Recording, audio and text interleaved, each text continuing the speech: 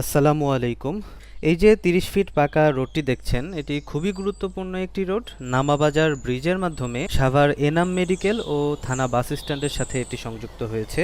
এই রোডের সাথেই বাউন্ডারি করা উঁচু ২০.২৫ শতাংশ জমির বিস্তারিত ভিডিও আপনাদের সামনে উপস্থাপন করছি।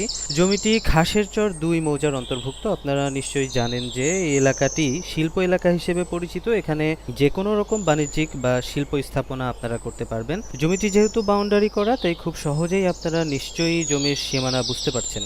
এদিকে সামনে যে উঁচু বাউন্ডারি দেখছেন, এটি হলো আমান গার্মেন্টসের ১০০০ শতাংশের একটি প্রজেক্ট। এখানে আমান গার্মেন্টসের ফ্যাক্টরির কাজ শুরু হবে খুব শীঘ্রই। জমির আশপাশ বেশ ঘনবসতিপূর্ণ। এদিকে একটু সামনেই যে স্থাপনাটি দেখছেন, এটি হলো অঙ্কন রিসোর্ট।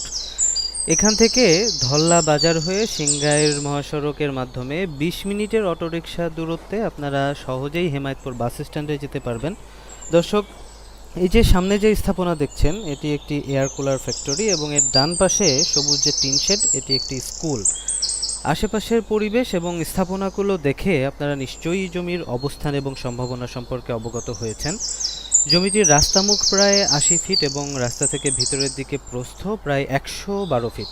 জমিটি স্কোয়ার শেপের জমি। এখানে বাণিজ্যিক বা শিল্প স্থাপনার পাশাপাশি আপনারা চাইলে ডুপ্লেক্স বাগানবাড়িও করতে পারেন।